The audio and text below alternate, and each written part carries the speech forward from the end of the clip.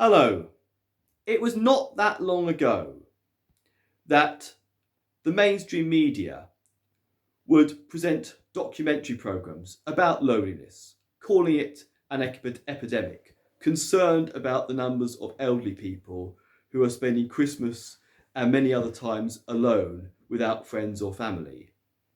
I remember a few years back a Channel 4 documentary series where a group of 4-year-olds would spend some time in an old people's home with people who were in their 80s.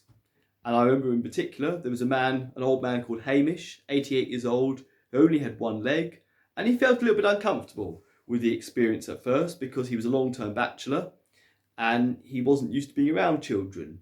But he got used to it and the children liked him, and it was a really beneficial experience for everyone. Therefore, I find it totally disheartening, extraordinary, and staggering to think how that has been allowed to end abruptly in the middle of March this year. Suddenly, the over 70s were told that other people, human contact is now dangerous for you. You need to self-isolate. That's what you need to do for your health. Be isolated, lonely, indoors, cooped up, away from other people. And no one seemed to be concerned anymore about loneliness. No one seemed to think the old people and the younger people may be suffering many mental and physical health issues as a result of being on their own because it weakens your immune system. People were concerned about that a year or so ago, but suddenly a virus is so deadly that it outweighs any benefits. The danger of this virus is far greater than any benefits to human contact and the mental health and well-being you get of being with friends. I am disheartened at the way the public accepted this message back in the middle of March. And I know it was not because of any kind of sound reasoning. The only reason why the public have accepted this message was because of the relentless applied behavioural psychology propaganda, psychological warfare, which is documented in a SAGE report dated 22nd of March 2020.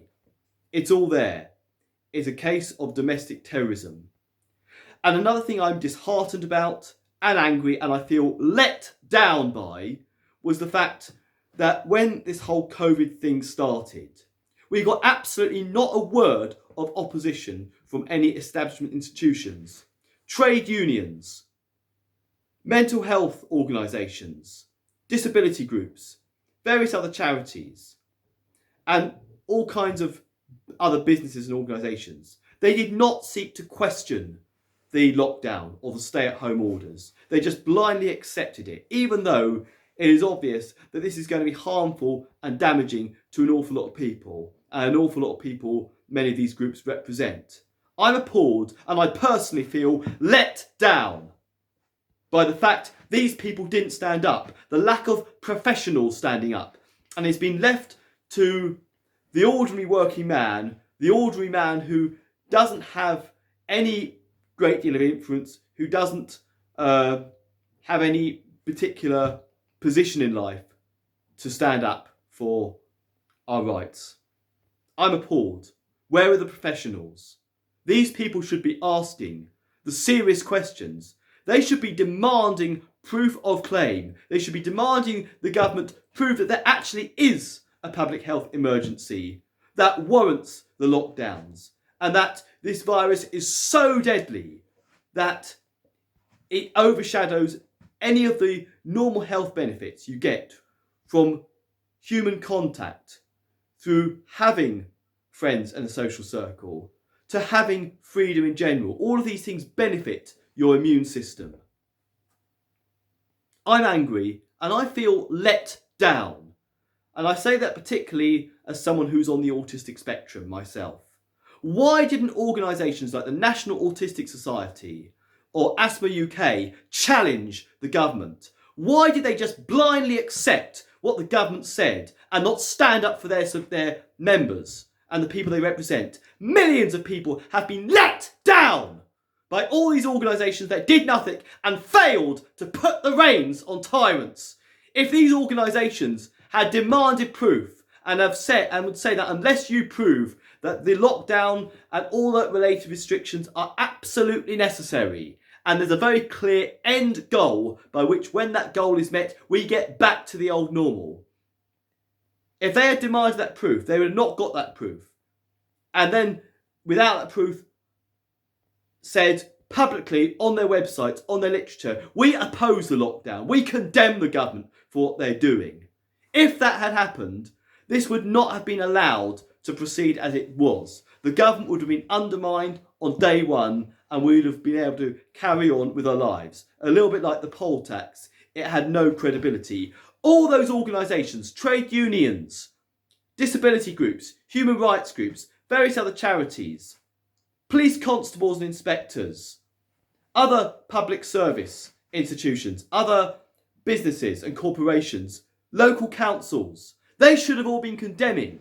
The ordinary people working for those organisations should have been demanding evidence, demanding proof, and condemning the government's lockdown policies without that proof. I feel personally let down by all those organisations. They failed me and they failed millions of people, and it's high time. Now we're having more places entering into tier 4, the lockdowns, the tyranny ramping up. It's high time they took a good look in the mirror, look at all the people they failed because they failed to challenge the government, and make a U-turn, put corporate interests to one side and put the people they represent first, and start condemning the lockdowns. People need civil disobedience in their jobs to refuse to put out all the stay safe and all the announcements and all that, and condemn it.